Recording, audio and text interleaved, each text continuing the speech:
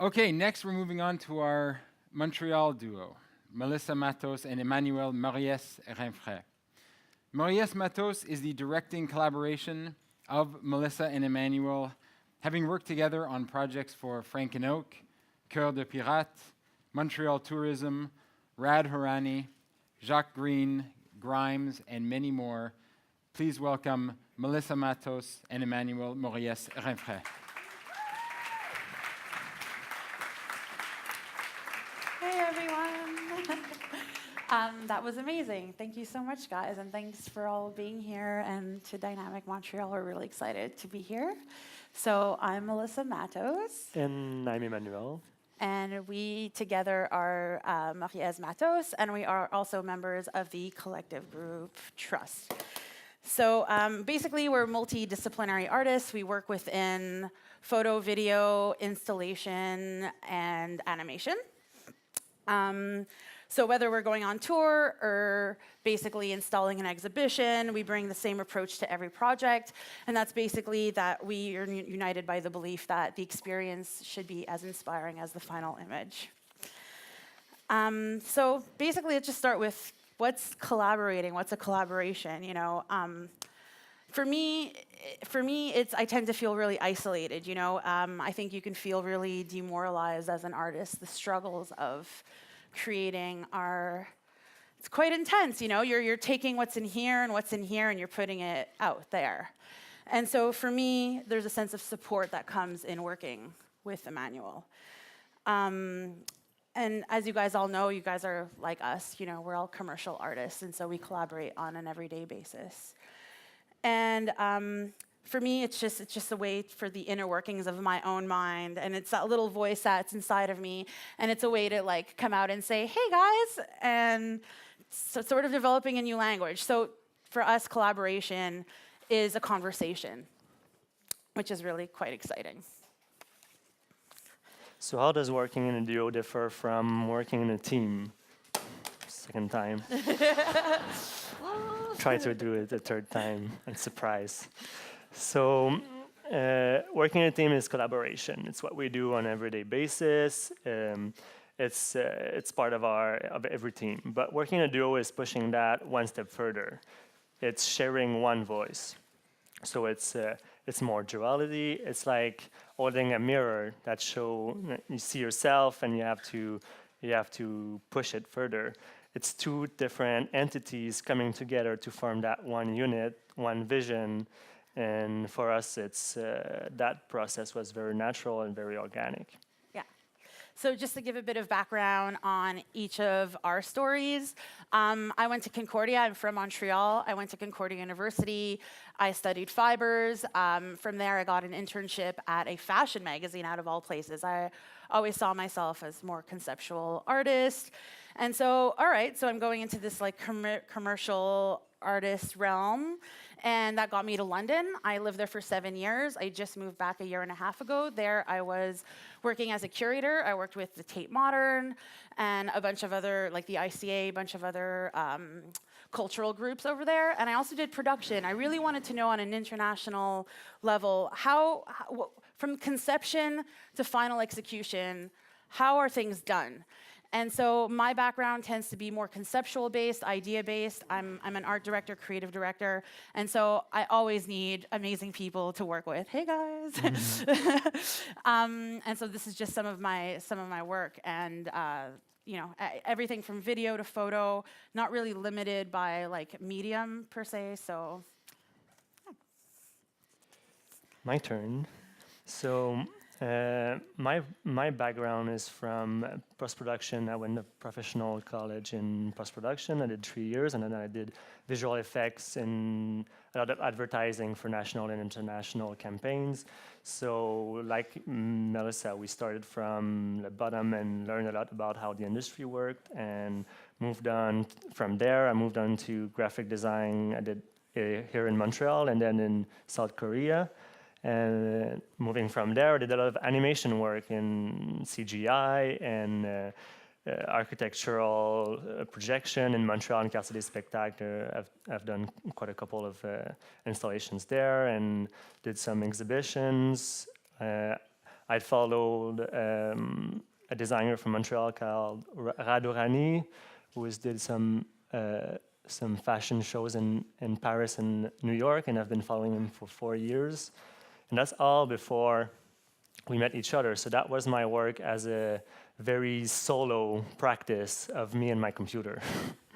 He didn't know it was coming.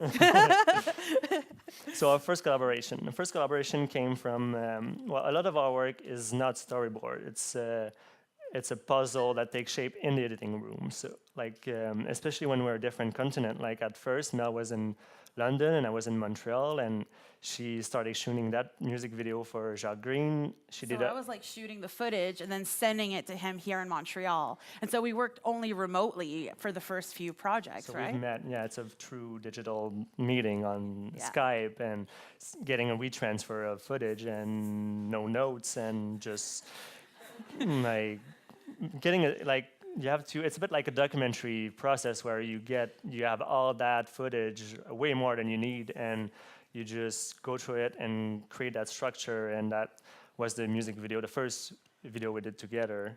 We can show you a bit of it.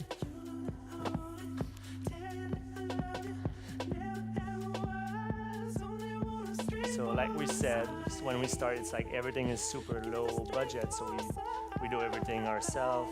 Mel was shooting with friends on iPhones and every camera available, and sending me the footage, and I would edit them, create that collage, and I would send it back, and that would start the conversation, and then we'd do like that back and forth work, and that would get us somewhere, and hopefully that would get us a video. And because that was like kind of the beginning of our work as collage, where we put a lot of frames onto frames. And for that music video, what we ended up doing is a web experience where every frame you could move around and build your own music video. Yeah, basically the website was a puzzle that you'd have to like put together, and as soon as the frame made sense, it would just detangle and you'd have to constantly. So there's like an interactive component to it. We wanted to elevate it to that way. And that was quite well received. I think it was a really nice project. And from there, we did a lot of music video with Jacques Green, and also that was like the beginning of what we developed over the next few years, which is that like kind of ricochet effect of working independently and then handing it off to the other person, and then like when you get it back, it's like a step further. Maybe like you have to like get that and like figure out how you're going to push it to the next step. Yeah, it's like internalizing it and then externalizing it, and then, like I was saying, it's a conversation. It's a creative conversation. So that also did create this element of surprise, because we were not in the same country, and when you get it, you're surprised, and then you're eager to see what comes next, and then you have to figure out how to dissect that information and like go on with that conversation. Hopefully, and I think that for it worked in the way that it elevates those ideas compared to just working on your own. Sometimes it gets out of hand, but that's part of the process, and it's usually fun.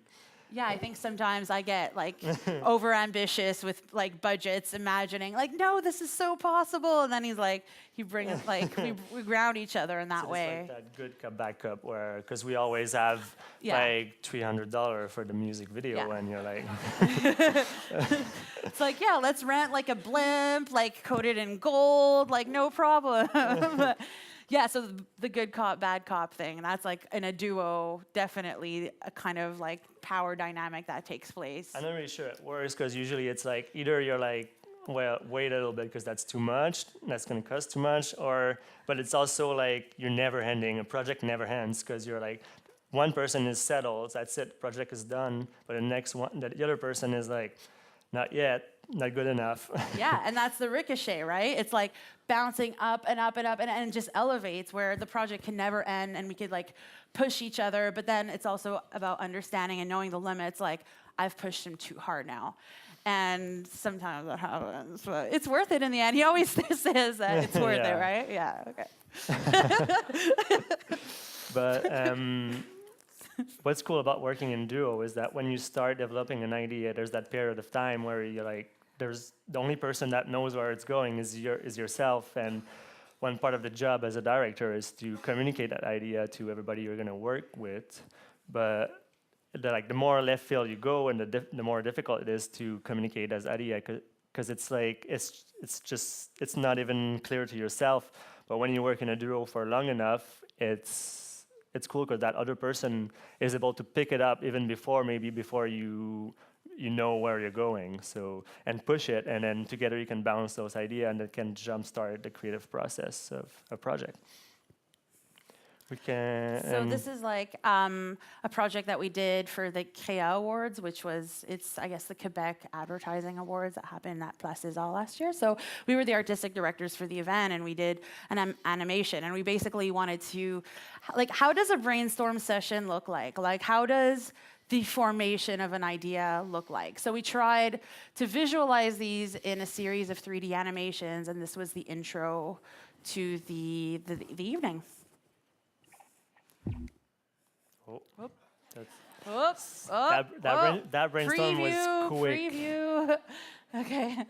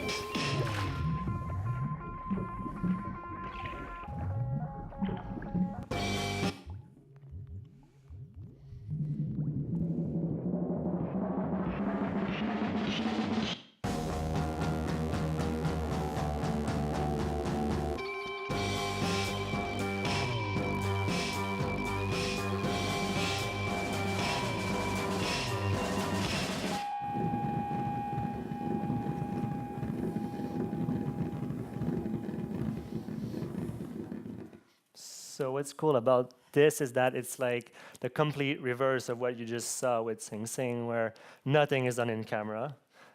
Not a single Well, we thing. shot the textures. Yeah, we so- like painted and shot textures that were then wrapped, right? Like, Yeah, everything is done. Like, so the process for this video is that everything we went to the studio with a photographer, Nick Myris, and Ariane Leblanc. We did like some of the design and paintings, and we shot everything the most flat you could have, like no light direction, and then in 3D and on the computer in CGI with an animator. We did everything, all the simulation. Almost nothing is animated. Everything is on a computer, but is acted with the dynamics of a real world, so like wind and gravity and everything, and then put together and then wrapped with real life images of textures, and that's what you get.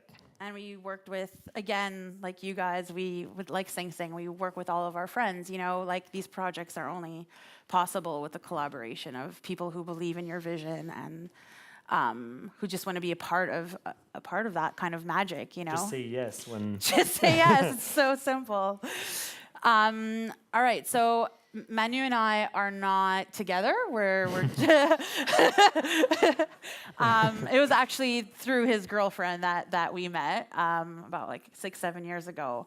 And so I think what's really interesting about our relationship is the fact that it's actually, our collaboration is in fact strengthened by the fact that we have separate lives.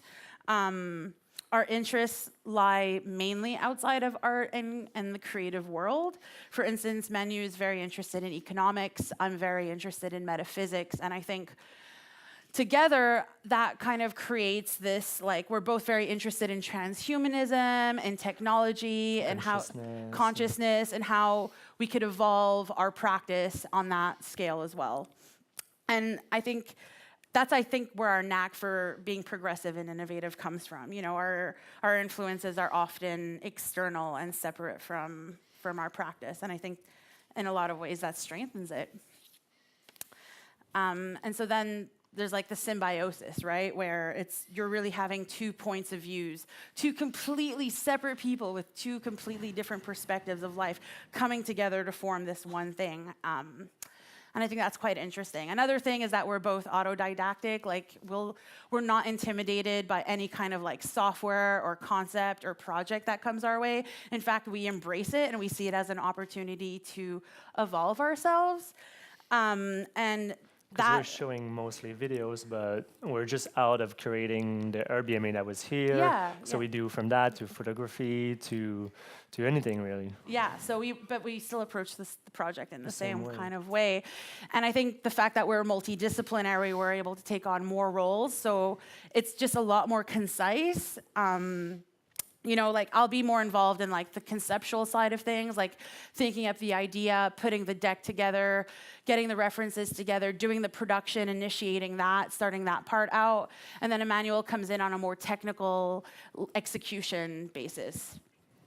And I think like our kind of motto has kind of developed over our collaboration that we definitely choose curiosity over fear. Like we're not afraid or intimidated by much that's out there. And Always say yes to a project you don't know how you're gonna gets you in trouble, but it's worth it.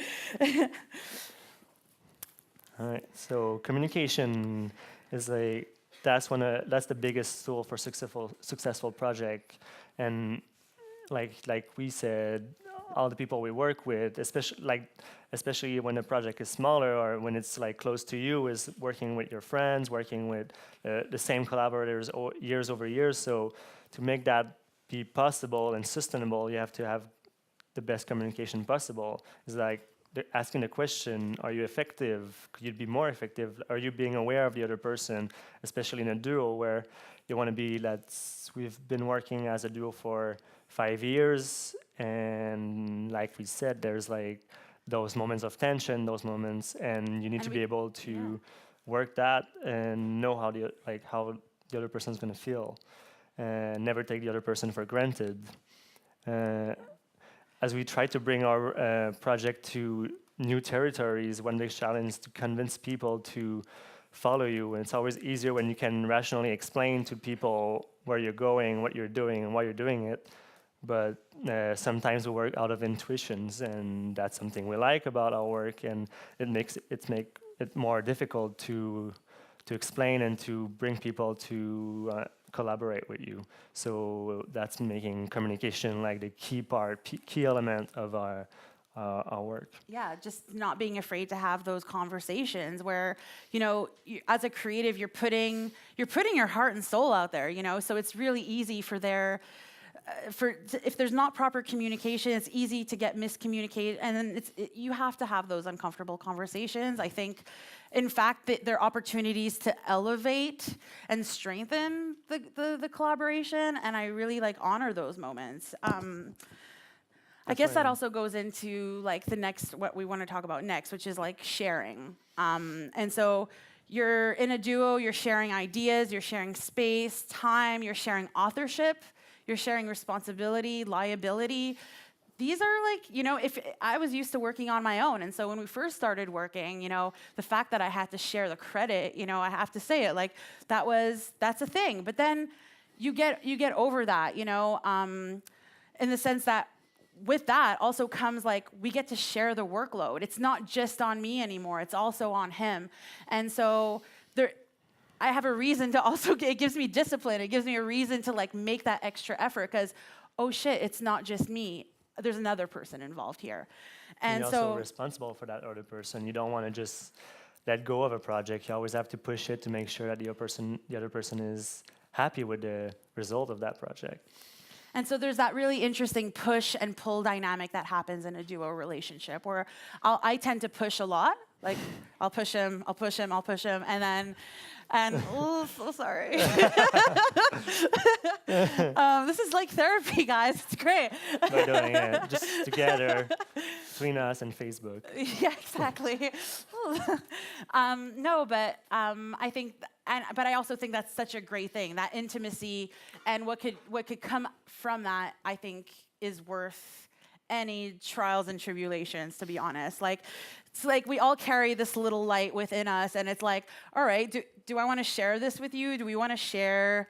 Can we experiment with things? Let's I think it's the just same explain. thing with the camera over top. It's like when you're shooting doing on a shoot and someone is just taking the DOP and going away and just shooting something you don't understand what's going on there, and it's only until when you get the footage and you're like, now you get it. Now you see that moment that you would never see on set is actually a key moment in the video. Yeah. So I think like working with Emmanuel grounds me. He compliments me. He's methodical. He's reasonable. He's practical. All of the things that I'm not, and I hopefully, you know, kind of balance that out as well. You know.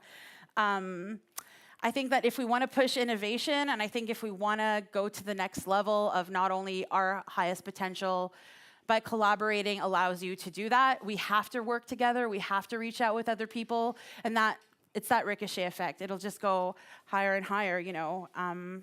That's that. So we just want to leave you off with a video that we're kind of working on, and it's kind of like, these are kind of like tidbits of what we've been working on throughout the year put together, and it's maybe a sketch of what's to come and the kind of direction that we want to go in as a community and as a group of creatives.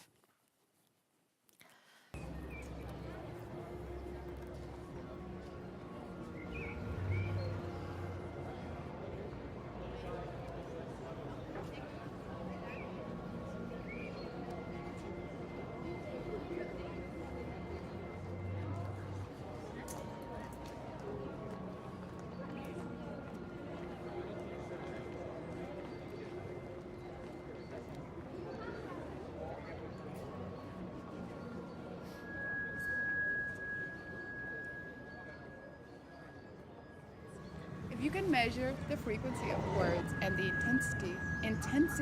intensity every word have when it leaves your mouth, from becoming a thought to forming into a word to when you actually utter it out. Good words, bad words, you know, you could say fuck you.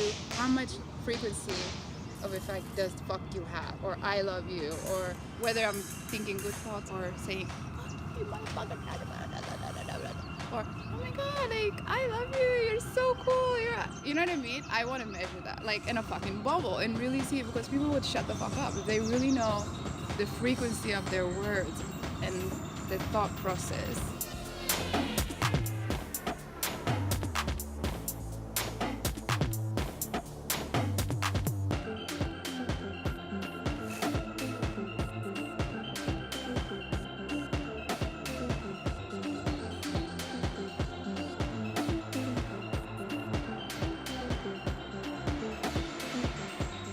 Platform as a model to help redefine beauty, because I believe that women all over the world are underrepresented because we have a narrow view of what beauty should be. Every day I strive to really just put my voice forward, put my face forward to add in contribution of what we should be doing as women to redefine this. It would really bring a lot of empowerment to a lot of women, because a lot of women are suffering silently because of our view of beauty.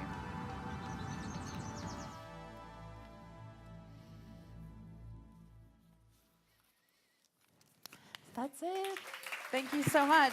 Have a great evening.